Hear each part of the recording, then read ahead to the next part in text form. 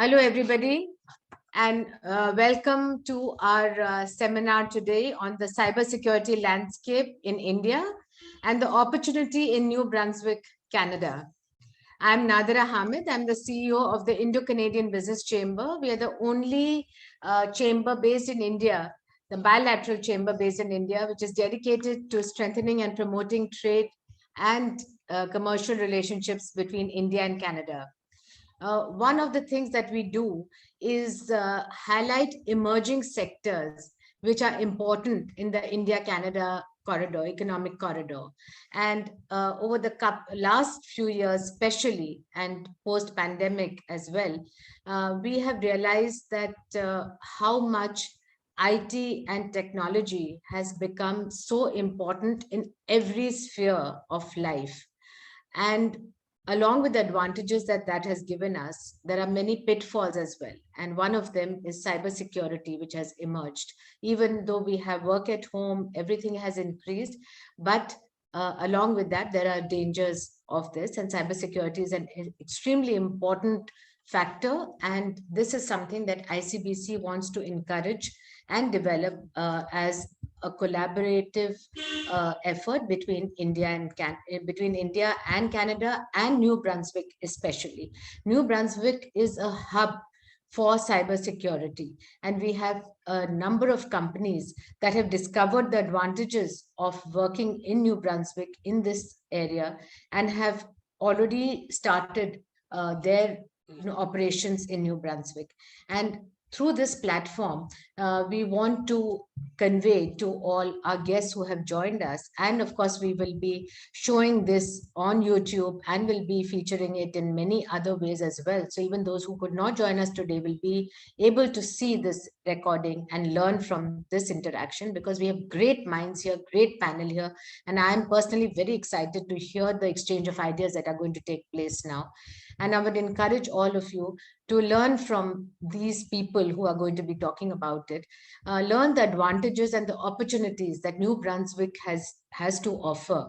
And hopefully that you will be in touch and will be interacting with each other and asking questions. At the end of this round, we will have a few questions. I'm really very, very happy and honored to have with us Dr. Sriram Birudavalu, CEO, Cybersecurity Center of Excellence, Telangana, Data Security Council of India. Dr. Sriram, welcome to this session, and we really hope to learn a lot from you on what is the current landscape of cybersecurity in India. We have I just want to mention that Dr. Sriram has also published a book titled Business Innovation and ICT Strategies with Palgrave Macmillan. And, congratulations on that, Dr. Sriram.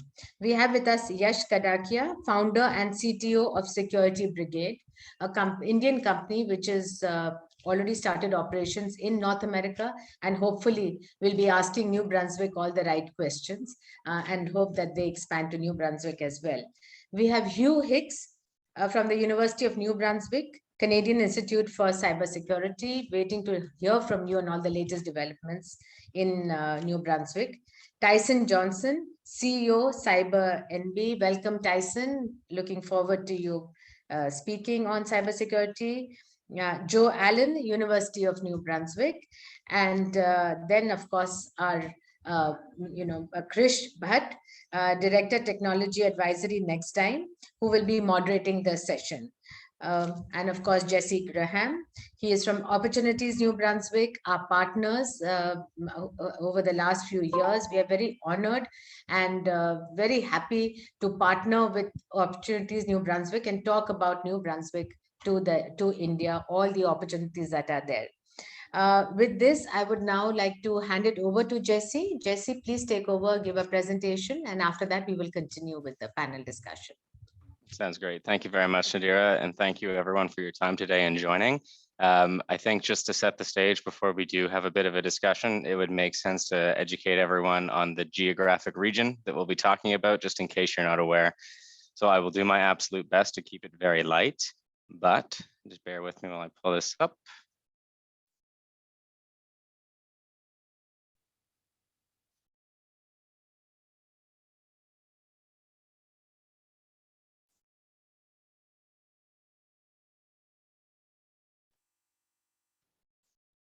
Excellent. There we go. I think everyone can see the presentation now. I'll take the silence as a yes. So yeah, it's time for you to meet New Brunswick, Canada. For those that don't know, New Brunswick is a province within Canada on the eastern coast. So we would be closer to Europe than we would be the western sides of the United States or Asia, for example.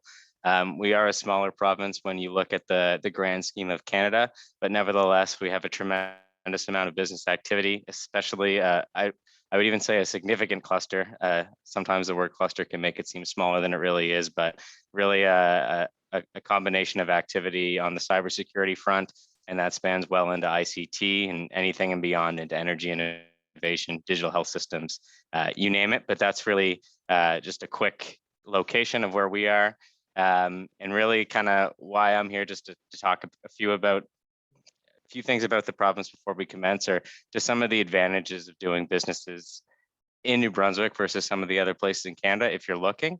So if you're looking towards North America for a potential expansion, for business opportunities, whatever the case might be, there's a few things that really stand out in our province compared to some others. Our agility and our size is really being one of those. Some might think that our small size is a drawback, but in fact, it's what allowed us to be really focused on the industries that we want to focus on. And it also allows us to connect with decision makers very quickly.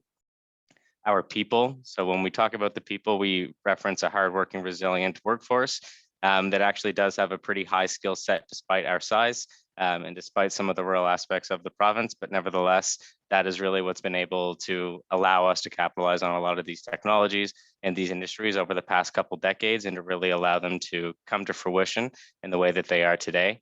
Another fun little statistic that I always like to mention is that, you know, one of the larger costs to any business is really their people and the workforce that drive, you know, the research or just the work to your clients that's being done. The average employee in New Brunswick will stay with a company for about 8 years, which is pretty significant when you compare it to some of the larger jurisdictions. I think it's really just a reference of some of the quality of life that you can attain here, as well as just the ability to stand out as a brand, which we've seen it return in employee satisfaction pretty significantly.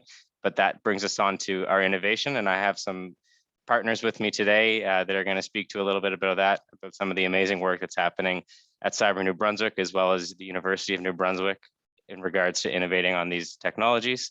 And then of course our infrastructure, which really just means that, you know, this is the backbone that allows us to do the very thing that we're doing today, whether you're looking at the fiber optic cables that surround the province today, or some of the new things that we've been working on. You know, our infrastructure is really what's allowed us to focus on this industry. It's what allowed us to have a really diverse energy mix, if you do look at that side of things.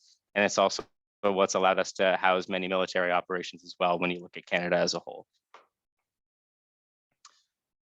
So yeah, it's just simply put on the agility, like what that really means is just that we have a government that's very proactive regarding these industries, as well as a government that's very proactive to working with the country of India, for example. This piece also kind of refers to my organization, Opportunities New Brunswick. We're the economic development agency for the province, and we're really here to work with any company that's looking towards New Brunswick for expansion, or even if they're just interested to learn more. That's really where our group can come in. And if we're not able to answer your questions, we have an array of partners that can help you and really facilitate that process. The people, again, really just speaks to the dynamic talent that we have in the province, ranging from all kinds of industries, from, like I said, energy to ICT to advanced manufacturing. Again, on the innovation, I won't say too much on it because I know we're going to jump into it in our presentation. And then, of course, the infrastructure, which expands beyond some of the telecommunicative assets I would have referenced. If you look at ports and access to the rest of the country, we're really well equipped. And we have one of the largest deep water ports, I think, in North America, in our own St. John, New Brunswick as well. So I know that's not really the base of our conversation today, but just to go to show that despite our size, we are incredibly well connected to the rest of the world, and of course into Canada as well. Here's just a quick little map overview. It shows New Brunswick there in the blue, as well as some cities you might be more familiar with, such as Montreal and Toronto, and then New York and Boston just below us. So it really just goes to show how close we are to a lot of these places. And really it's kind of this location strategically that's allowed us to, I think, really stand out on a global scale. It's been a combination of many things, but having a location also that allows you to be in what I consider a competitive time zone, in that in our morning, I'm able to work with my partners in India, and in the end of the day, I'm able to work with my partners in the West Coast of the country very easily, very seamlessly. And that's an advantage that a lot of the companies in New Brunswick are currently realizing. And then if you're looking at really just stretching your investment. So when I think of companies that are expanding into a new country, it's not often, an easy process per se, especially depending on their size. But when you do look at New Brunswick, a lot of our cities really outrank a lot of the competition when it comes to cost competitiveness and really making that dollar go further. In fact, one of our largest accounting firms has ranked cities of Moncton and Fredericton as #1 and 2 cities in North America for back office operations, corporate office operations, R&D products and operations, digital developments, I mean, you name it. And a lot of that is really just to say that, the innovation and the infrastructure here to support that it is really a testament to why this is happening. And there's a good environment to plug and play into, and that you can grow a company here. And of course, it wouldn't be a good presentation if I didn't have some photos to showcase the land that I'm talking about. So just some of the landscapes, the 4 seasons we all get to experience here. Have fun. And there's just a really quick cost comparison as well, just between some of the larger cities. So if you look at Toronto, Calgary, Montreal, Vancouver, it just shows you the average price of a home as one example, just how much more expensive it is to buy a home in some of those provinces compared to our region. So just a little fun fact, but not something that people are really aware of if they're looking up here, and is always something I'd like to draw attention to, because if you're able to integrate into the community, build not only yourself and your company, but your family, I mean, that speaks volumes. And I think that means a lot to people that are really looking to navigate not only the expansion of their business, but doing that in a new country. Here's just a quick overview of some of the cybersecurity assets that we're going to review today. I won't dive in too much just because we're going to save it for the chat. But I mean, I think this is just a great example of a lot of the things that are happening, whether it's in terms of infrastructure partners or companies just existing, or of course, myself being a representative of the government focused on this industry. We have a lot of activity here, and we're really excited to share it. And that, of course, it does span into ICT as well, which, as you can see below, a lot of global companies are taking advantage of this as well, from the Siemens Canada to CGI, as well as some familiar companies such as HCL, Tech Mahindra, your IBM, all companies that are taking advantage of what New Brunswick really has to offer for businesses. And of course, this is probably maybe a good note to end on, but I like to think that we're one of the fewer provinces that has a pretty intense focus on immigration and citizenship of the future. The website below does outline a lot of different pathways in which people can seek to obtain permanent residency within the province. And we have a team internally that can help some folk navigate that as well. So that's always something I wanted to put out there, because that is a process, and it can sometimes be a challenge, whether you're looking to grow your business or relocate yourself. So we definitely do have a focus on that, and we realize its importance, and we do have a team designed to help with that. But I will leave it at that. I don't want to take too much time from the discussion, but here's just some of our information, and that's really just a quick introduction to the province of New Brunswick. Thank you, Jesse. And we are looking forward to New Brunswick formally opening its office here in India soon, and have you all visit us here.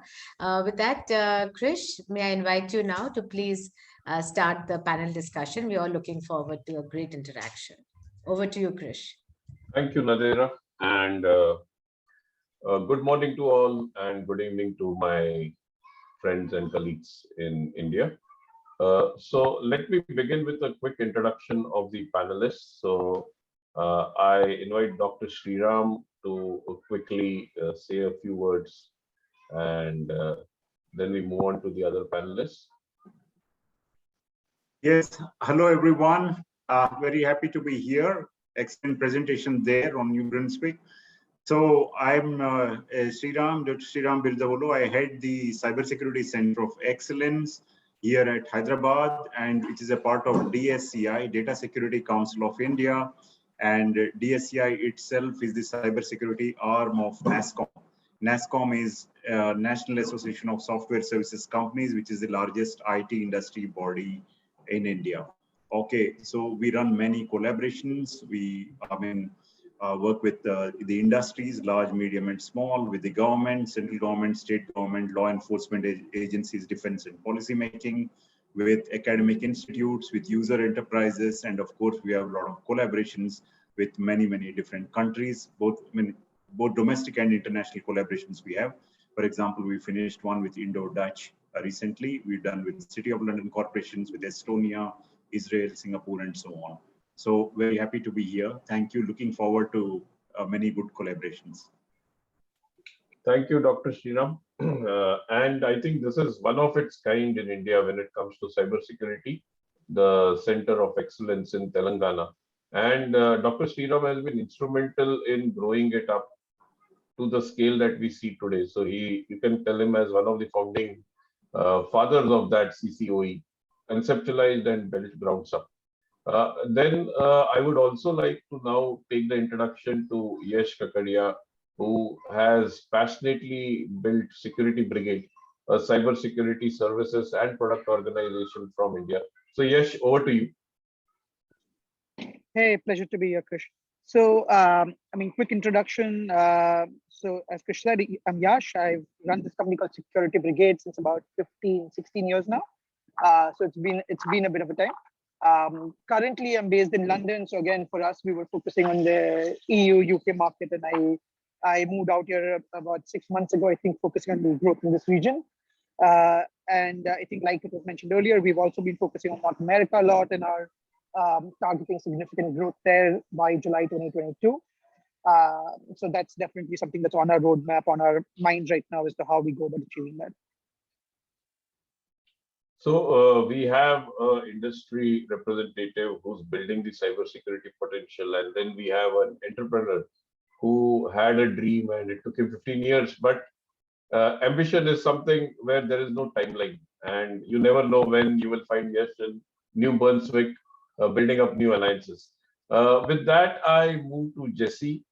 Excellent presentation, Jesse, and he needs no introduction, but I would want you to introduce Joe, Tyson, and Hicks more specifically. So over to you, Jesse. Sounds good. I always say it's not an effective Zoom conversation if someone doesn't speak while they're on mute. So yeah, just from the presentation, my name's Jesse Graham. I work with Opportunities New Brunswick.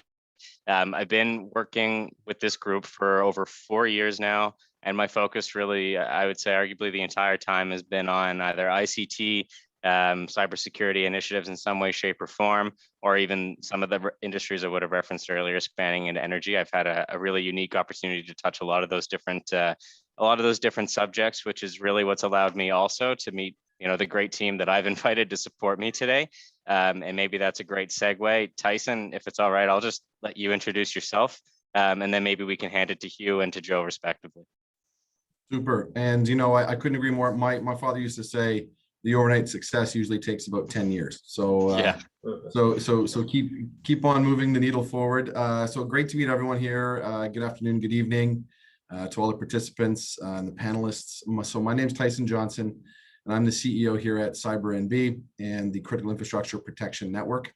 We're, as Jesse had in his slide, we're a coordinating body between industry, government, and academia to drive collaboration, innovation, and ultimately maturity in cybersecurity for critical infrastructure. So we also see cybersecurity as a horizontal, not as a vertical, that weaves into the fabric of digital resiliency across, whether that's telecoms or it's healthcare or it's energy, all those critical functions, banking, et cetera, whatever is required to keep society operational. And I think, for every individual on this call today, you understand your day-to-day digital interactions as you go about your day-to-day activities, including your personal and professional activities. So for us, what we do here is we coordinate innovation through our trust and compliance pillar, which looks at national standards, global standards. We are participants in the Charter of Trust initiative led by industry, in the Paris Call initiatives around national standards and global standards, and around government certification and compliance. So we work closely with our government partners and industry partners on those standards. We have a skills and workforce area, which I think we'll get into a lot more as we get into this discussion. Talent and skills continues to be a key driver for economic growth, not just your own business to be able to make sure you have the right people as you forecast out the next 1 to 5 years, but also for industry and for an ecosystem. So here in New Brunswick, but I'm sure across parts of India where the talent demand is so fierce. So how do we ensure we have the innovative training and curriculum capabilities to help those universities, colleges, and private institutions continue to develop the talent? But then how do we also ensure industry is identifying their core skills and competencies that they need going forward? We have a innovation infrastructure pillar, which looks at new ways of doing things. So how do we share threat intelligence and maturity models better across sectors so that we can more proactively reduce risk and reduce exposures to threat in our critical infrastructure environments? How do we get better at collaboration? Because we know that the adversaries are very good at collaboration. So how do we do that better? Are there platforms, new technologies, new methodologies that we can create that will help solve that problem? And then in the growth and commercialization side, and I know Hugh and Joe Allen will be able to speak more to that ability to drive new innovation and new capability through startups. So the incubators and the accelerator programs to drive growth in companies, whether that's Canadian grown companies or it's companies that have founders who are coming from India into Canada for access to the North American marketplace, coming through the startup visa program, et cetera. How do we help support that? And ultimately on the Canadian side, there's massive demand for help or support for Canadian companies that have innovated phenomenal technologies. Here in New Brunswick, as an example, there's numerous. And how do we help them find partners in markets like India to help distribute, support, and grow those companies in those massive markets that we need to be at? So that's the brief introduction on my side. Looking forward to the panel discussion as we go forward. Awesome. Thank you very much, Tyson. And Hugh, maybe I'll just hand it to you now. As much as I want to introduce you, I'll let you do it yourself. Okay, well, thank you. Thanks, Jesse. Yeah, so my name is Hugh Hicks. I am the Manager of Talent Development and Business Partnerships at, I always say CIC/UNB. So the CIC is the Canadian Institute for Cybersecurity, and UNB, of course, is University of New Brunswick. So we're located on the UNB campus at the NRC building, which is the National Research Center building here in Fredericton. And really, I guess a couple of things. If I were going to tell you a little bit about our business proposition, I would say we kind of focus on two things. The first thing we do is we work with industry on solving their particular cybersecurity challenges. So that could be in the form of maybe a longer term research and development project, could be 2, 3, 4 years, more of what your traditional R&D project would look like. But we also do shorter term work with our industry partners. It could be something they've had an intrusion. They need a solution to closing a back door. We could work on quickly developing an algorithm, testing it on some of our data sets, and then deploying it to the company. So our goal is to work as closely as possible with industry and solving industry challenges as we can. And it's not an easy task because, as Tyson alluded to, things are changing very, very quickly. So, it's not your traditional kind of work that you do, and there's things that are changing so quickly that we have to really be on our toes. And that's part of why we want to work with industry, because we want to be aware of the latest threats and issues that companies are facing. So that would be one of our value props, is that we work closely with industry on their technical challenges, cybersecurity challenges. And the other thing that we do is we play a role in, a part in the New Brunswick ecosystem to help train the next generation of cybersecurity talent. So we have a couple of programs that we've developed and have rolled out with largely with industry input on as to what they need. And so we're actually working now with industry to train to their specifications and provide them with some cybersecurity talent that they can plug and play. Not that everything is plug and play, and not that companies don't have to do training and internships and that kind of thing when our students get there. But I think we do a decent job of kind of getting these students prepared to enter the workforce and hit the ground running. So those would be a couple of things that we do. And so, yeah, great to be here, and thankful for the opportunity to kind of consult and confer with the group. Thanks. Thank you for that, Hugh. Appreciate it very much. And I'm really happy that we had Joe that's been able to join as well. So Joe represents also working with the University of New Brunswick, but I think Joe represents a really unique angle with his work with Energia Ventures. And again, I won't say too much, so I'll hand it right to you, Joe. Hi, and my apologies. It's a stay-at-home day for my daughter, who has decided to be as busy as possible right about now. Thank you for the introduction, Jesse. My name is Joe Allen. I am the managing director of the accelerator programs at the Dr. J. Herbert Smith Center for Technology Management and Entrepreneurship, which is a mouthful, I realize. We focus on three areas, really. We focus on academia. We work with students, and we have both a diploma and a master's program. Currently in our master's program, we have 2 students from India in the program.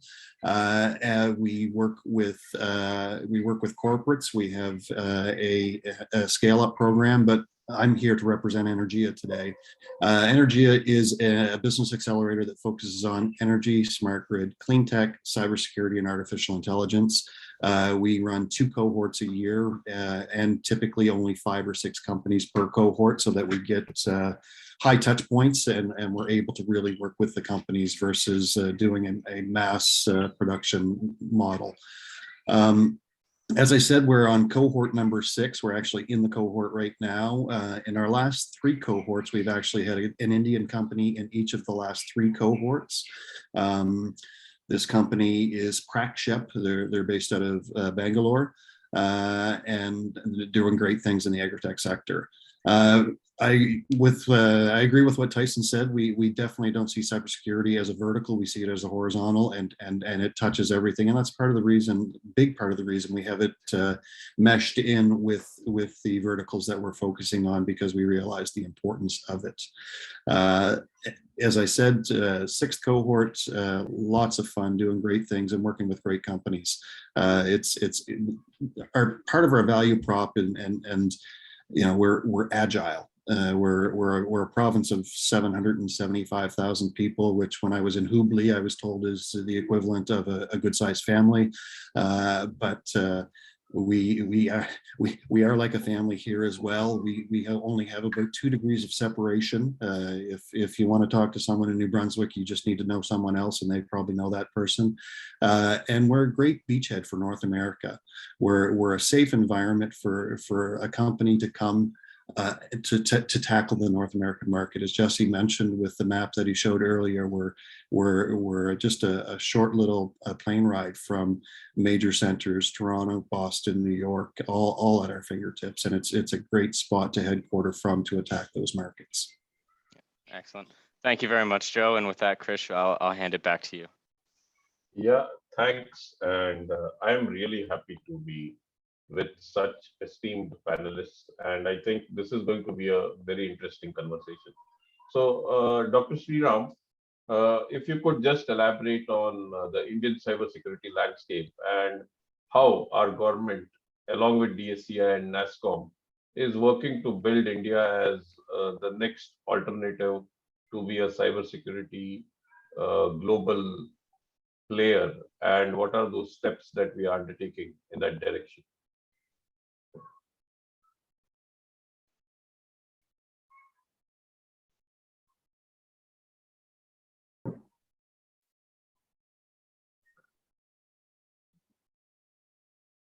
Hello. Yeah, Dr. Sharma, we can hear you. Yes, yes. Sorry. My connection was a little bit unstable. I'm at the Federation of Telangana Chambers of Commerce, so I'm in somebody's office. I'm taking the call from there because it just concluded the meeting. Okay. Okay. So yeah. Yes, about our cybersecurity and India's landscape. Okay, in that. So first of all, India is huge in the sense that if you take what is driving this entire cybersecurity is India's digital momentum. So to give you an idea, there were about 3.5 in August alone, just in the month of August 2021, 3.5 billion financial transactions recorded on UPI platform of NPCI, and about which equates to about 88 billion US dollars. And there are 1.2 billion unique digital identity program, and over a billion, about 1.2 billion mobile subscriptions, and so on, and mobile internet users touching a billion. So we'd see that as against that 2 degrees of separation, which was just mentioned, we may need a full 6 degrees of separation here in India. Okay, in order to get to know someone, it's huge. So now coming to that, obviously with this kind of momentum being there, we have a CAGR of a global cybersecurity domestic market is growing at a CAGR of almost 15.6%, which is about 1.5 times the global rate. And about nearly 2,000 MNCs have set up GCCs, that means centers, engineering centers, global capability centers in India, and about a 1.5 lakhs or 150,000 employee base in the services domain. So in the product side, the domestic products, there are over 220 products in India, the local products I meant, not the other MNCs products and all. So they are all looking to expand into global markets, and we'd be very happy to connect them. So 80% of the cybersecurity product companies are cloud ready, and of course they are shifting from traditional SOC models to innovation, to fusion centers and so on. So partnering, co-innovation approach, all of these are extremely the order of the day now. So if you were to take the different areas in which they are there, in the services market, cybersecurity landscape, in the services market, consulting, advisory, managed security services, design and implementation are there. And this is a very large growing market. And in the product landscape, right from network security, identity and access management, data security, application security, threat intel, forensics, mobile security, and all of these are there. So from a numbers point of view, nearly $1 billion of business is being done in the product landscape market, and there are many patents being filed, over 40% conversion rate of patents, and many of them, like, it's a young one. So as against the services one, the product landscape is 70% were incorporated in just the last 10 years, last decade. In AI, ML, analytics, IoT security, all of these are really booming in these areas. The core technology is being used, and the several new age startups that are growing are 60% year on year. Okay, so that is very huge, we should say. And the areas for the product landscape, as I mentioned, are various, ranging from threat intelligence to data security. And as far as the services landscape overview is concerned, essentially we have a number of different areas, which is here, it is a very established, about 40 to 50% of the companies have been mentioned in one of the leading market reports, and there's about almost a 20% CAGR. Here, in this case, nearly about $4-5 billion of revenue is there. And 80% of services is from the global market, which is USA, UK, and Australia dominate. We would like Canada to be included in that list. And many of these companies are working with R&D and with academia and R&D for skill development. And over half of them are very much involved in creation of cyber platforms and IP and AI, ML, all of these areas. And as against the product landscape, over half of them, 60%, have been incorporated, been successfully operating for over 2 decades. So that shows that there is a great deal of maturity in these markets. And this is, of course, these figures are all growing as we speak, because the level and sophistication of threats are growing.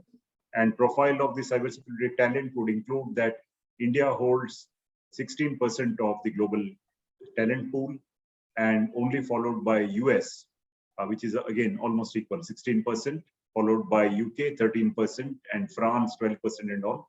The sheer size of it, and this is based on the Capgemini report on cybersecurity talent, and still we are understaffed. There is a lot of gap, and that is where we can do a lot in order to fill the gap, both in terms of quality and quantity.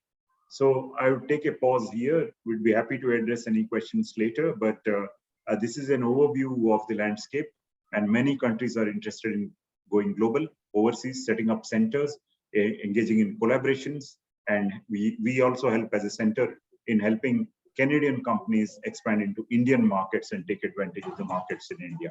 Okay, thank you. In fact, I will just add a little on what Dr. Sriram said. Telangana has been one of the most progressive states when it comes to collaborating with global countries and companies. They went to Microsoft and convinced Microsoft to set up one of the largest offshore development centers in Telangana. And in fact, Satya Nadella was very appreciative of the kind of single window welcome that Telangana state gave them with minimal interventions. So that's a point to highlight. And then I think among states also there has been a lot of competition in terms of pushing across cybersecurity products. Product companies per se are very ambitious for their global growth. And I think New Brunswick would be a good platform for these companies to expand. Yes, Dr. Sriram has always been very encouraging in building and helping the ecosystem grow. In fact, they have an incubation center for startups who are incubated, provided industry support, right kind of guidance, and then also collaborations for their global expansion. So I think that's an interesting take on the way India is geared up to play as a cybersecurity power. Now coming to you, Tyson, how do you think Canadian companies have been stepping up to becoming a globally recognized force in terms of cybersecurity? Thank you for the question. You know, it's interesting, and I'm sure Joe and Hugh can chime in on this one as well. Quite often there's a phenomenon here in Canada, and that is that quite often really innovative technologies and companies that come out of the ecosystems here essentially have to establish themselves internationally first before they're actually so they have to go away first and be successful in foreign markets, and then they come back home. And so we have a number of incredible technology companies that have incubated out of the universities like UNB, and then gone international and rapidly grown, and then come back home. And so for Canadian companies that are in the cybersecurity or in the innovation space here, quite often and you heard Joe talk about the size of New Brunswick, this is an incredible sandbox environment to develop new product, new services, new capabilities. So we have companies like Cognitive Spark, Sonray, Grey Wolf, who in their own rights have really innovative, bleeding edge technologies. You know, in the case of Cognitive, it's an enablement technology that allows for highly encrypted, low bandwidth communications, for augmented reality in high risk environments. That has multiple applications. Their markets are international.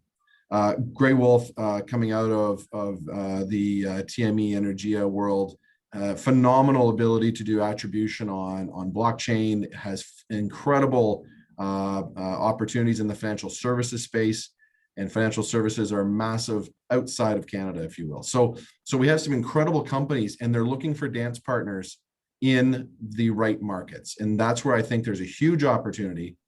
You know, Jesse and the team at ONB, Opportunities New Brunswick, have an export team as well that looks at companies as they hit the certain level of maturity and that they're able to scale and able to export. They then want to find those partners in those international regions where they either can find distributors of their technologies and capabilities, or they find enablers. So other companies who want to embed what they're offering into their service offering or into the product offering. into those markets. So I think from a New Brunswick, Canada, India connection, there are incredibly innovative scale-up entities that are ready for that hockey stick growth, that are looking for market partners in places like India that are worth exploring. And I think between Jesse, Joe, and Hugh, and myself and our team, the ability to introduce these companies that are looking for export and looking for entry into these markets to the Indian ecosystem through the partnerships here today on this call are going to definitely go a long way. I can tell you that the level of excellence coming out of the innovation support that they get from the university and the ecosystem here. I mean, we have global centers of competence for Siemens and IBM here. And so a lot of the companies that are coming out, like the Cognitive Sparks, they get to rub elbows with and do proofs of concepts with the Siemens of the world to prove their and validate their technologies before they go, if you will, to the larger marketplace. So I certainly think in a way we're almost I guess you could say we're a really strong incubation, acceleration, sandbox environment where strong technologies are ready for growth in international markets. And I think working with India, I think we can find right partners to grow those markets. Sounds good. In fact, the hockey stick growth model is something which is an amazing analog to correlate with. So, Joe, what do you think is the right time for someone to approach an accelerated growth program? He is a startup operating from India, and the company has a product which has a global need, and now they want to move up and scale up. But as usual, startups usually fight with one is funding, second is skill sets, third is ability to go to market, because there's always a pressure. The faster I move, the better it is. First mover advantage. So how do you think that's going to be a differentiator for them as they approach New Brunswick? Yeah, thanks, Krishna. The best time to approach us was probably yesterday, the day before, or last week. Honestly, we're ready and geared up and ready to do business. We recognize that yes, we are looking for hockey stick curves. Yes, we're looking for companies with huge potential. And the faster they move, the better. But we want to make sure that they move with purpose. You can move quickly and run into a brick wall, or you can move quickly and step around the brick wall. And we want to make sure that we give the companies that we work with the skill sets to dance, to have that ability to pivot and have a course correction if necessary, and to make sure that they are hitting the milestones as they should. Movement needs to be with intent, and we make sure that our companies move with intent.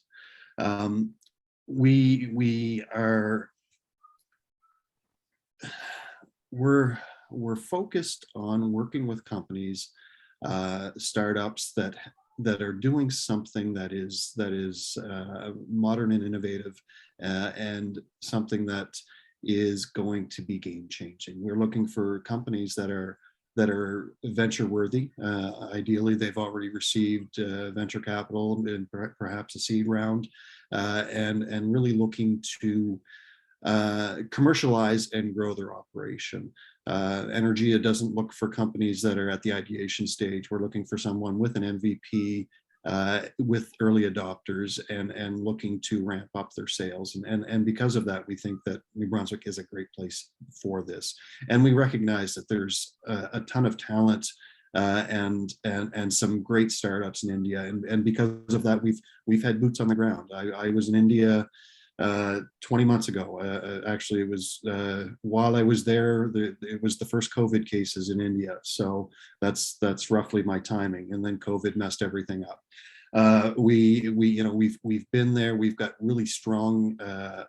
We've forged really strong alliances with several universities: IIT Madras, IIT Dharwad, Manipal University, the Deshpande Startup Center in Hubli. And it's a big focus for us. We recognize that there is a great opportunity for an alliance and to work with these groups. Because of this, we've got 3 significant angel networks that work with us as well, that tune into our demo days from India, and we're looking for that cross collaboration where we can, bring Indian companies to New Brunswick, work with them, and either have them set up a base here to tackle the North American market, or they simply, we've helped accelerate them. They go home, but we've grown the reputation of New Brunswick on the international stage. It's been a couple of years now, but New Brunswick. Fredericton was the startup capital of Canada, and University of New Brunswick was the most entrepreneurial university in Canada. So we are geared to do this. We are keen to do this, and we love to see new startups, whether they're homegrown or whether they come from an international perspective. Perfect. In fact, knowing that you were on ground in India itself shows the kind of commitment that New Brunswick is putting across for Indian startups who want to commercialize and grow and have global ambitions of moving to the North American market, because that would be a good launching pad and space. So that brings me to Jesse. Jesse, you did show the locational advantage. I would want you to elaborate a little bit more of how the positioning on location of New Brunswick helps organizations operate in the North American market and also manage their European ambitions.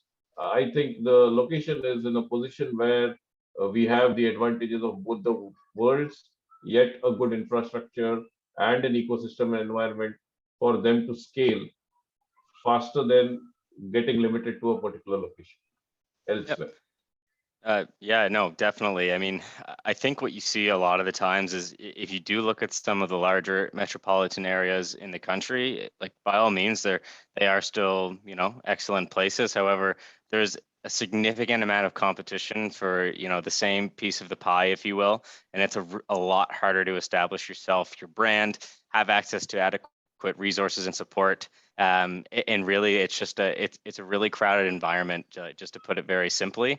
Whereas when you look at New Brunswick, we're incredibly close to these markets.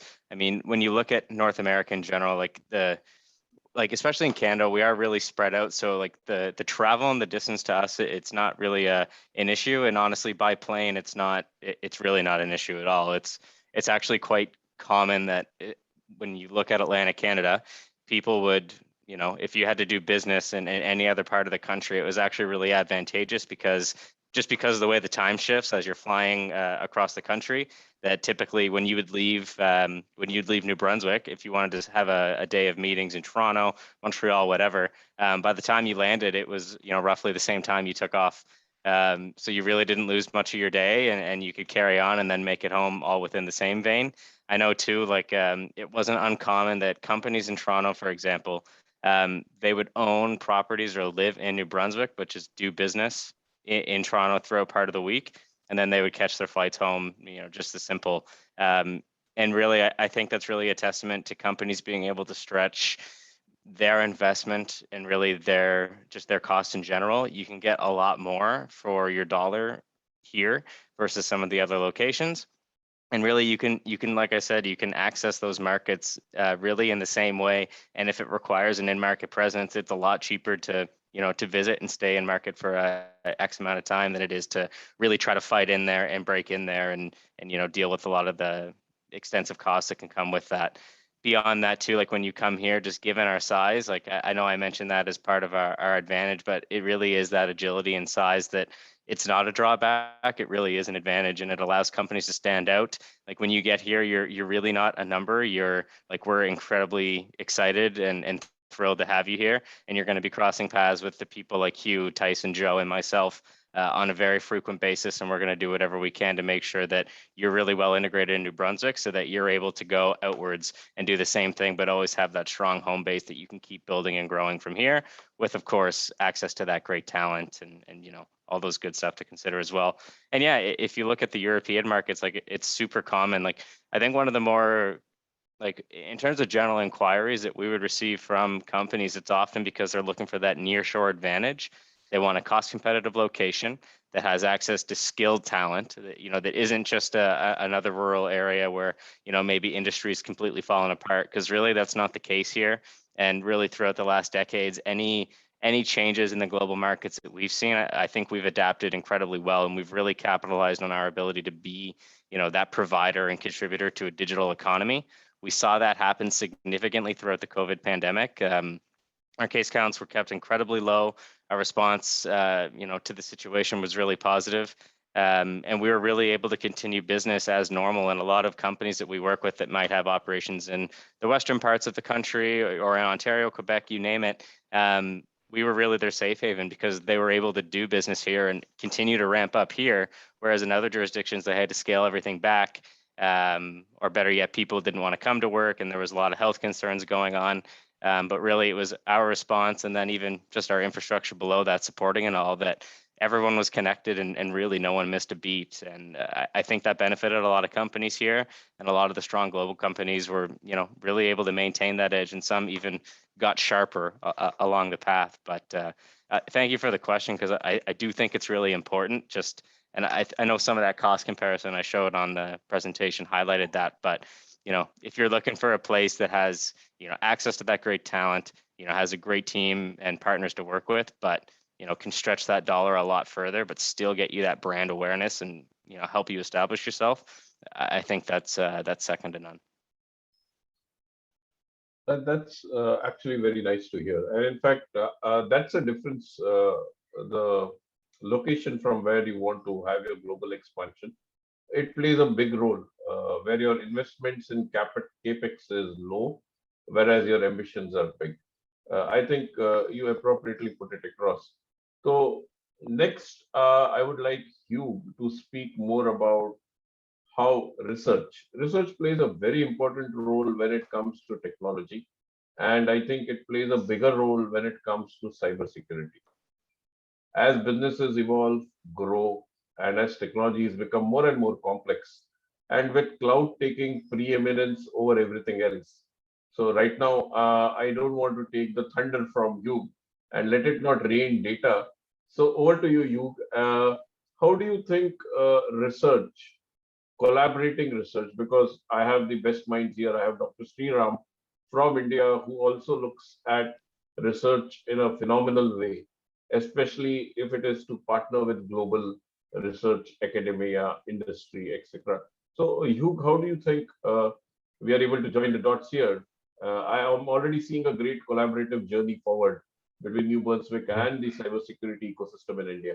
So, Yeah, Hugh, your ideas on that, and how do you want? yeah, it's thank you for the question.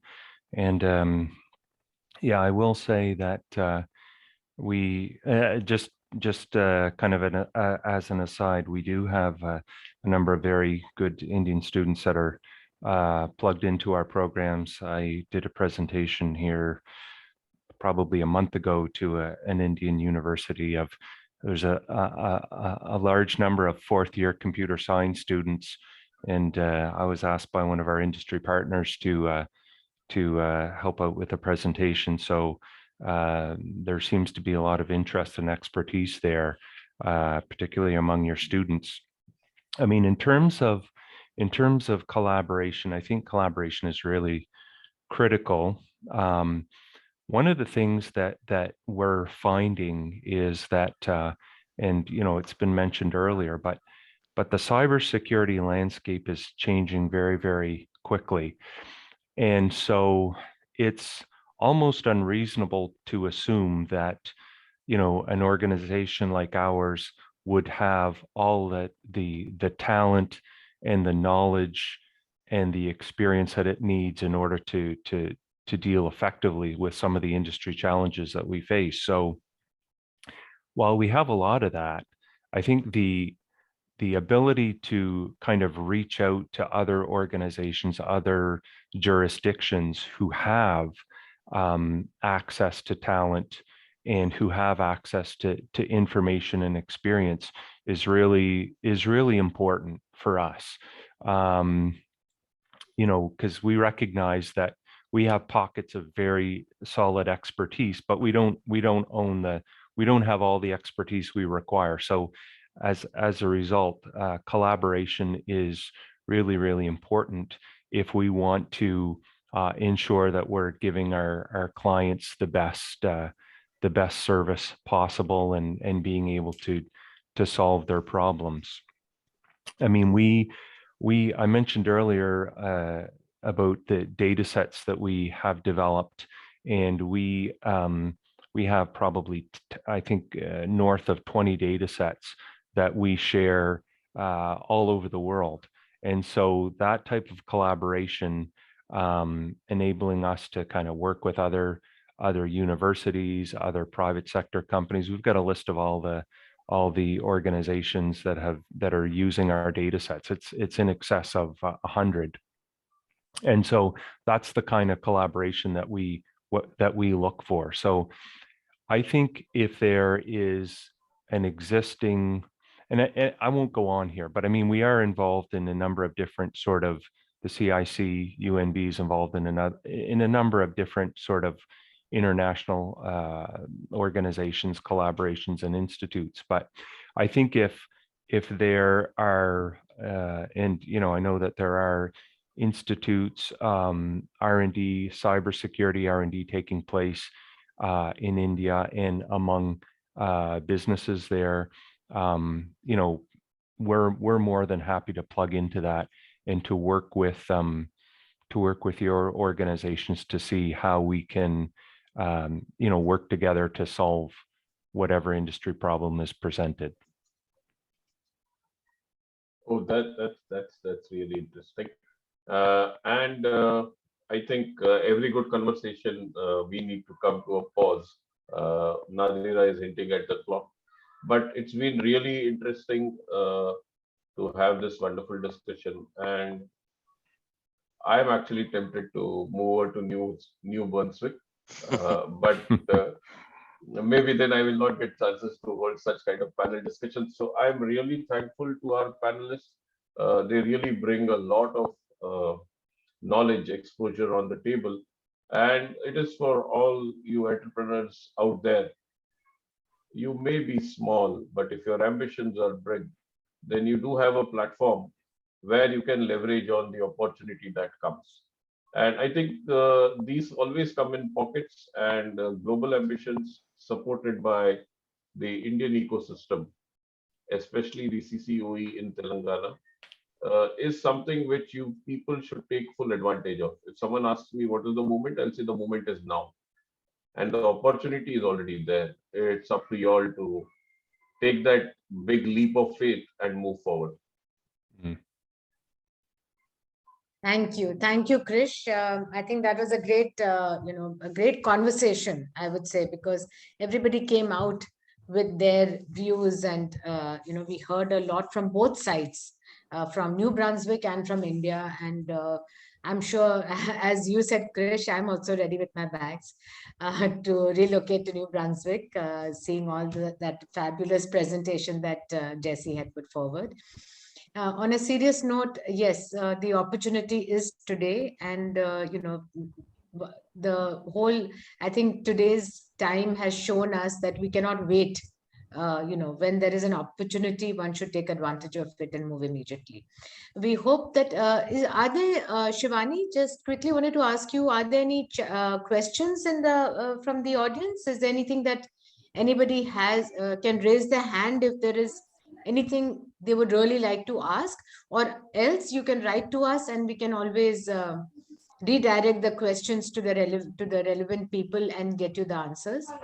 So I don't see any questions in the chat box, but I think there's a Mr. Harjinder Singh who's interested in knowing the process to move to New Brunswick. So Jesse, I trust you will be taking that forward.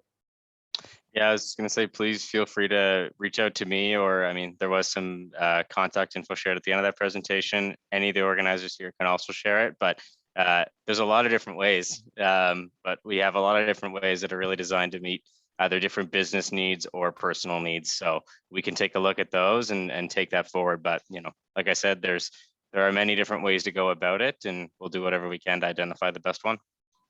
Yeah, great, Jesse. So we will be, sending probably a few inquiries or queries to whoever they're addressed to. I'm also looking forward to, maybe another time, another occasion, and some more discussion on this cybersecurity, because this is something that is going to emerge as a very, very important, sector. And I'm not only talking about on a big scale, where it is, for offices and things, etc., but even for homes, there are a lot of older people who are at risk with the cybersecurity and surveillance issues. And this is something that we should take more seriously, have more discussions. And, the research that you all are doing, especially University of New Brunswick, I mean, it's amazing. And, we would really like more of the Indian audience to know what you are doing. And Dr. Sriram, thank you very much for putting your views forward. And, again, happy to have another conversation on this very soon. But for the time being, Krish, thank you for a fabulous moderation. Thank you to all of you. Joe, thank you for handling this, and your daughter in the background. So hats off. I think this new working environment where everyone is now multitasking. So all the best to all of you. Thank you very much. I'm sure our audience had a very great information and knowledge. They could gain that. And with this, good morning, good afternoon, Krish in England, and good night to all the people here in India. Thank you, everyone. Thank you, Krish, for hosting. Thank you, Dr. Sriram, for joining. Thanks, everyone. Bye-bye. Thanks, Krishna. Thank you, Doctor. Thank you. Bye-bye.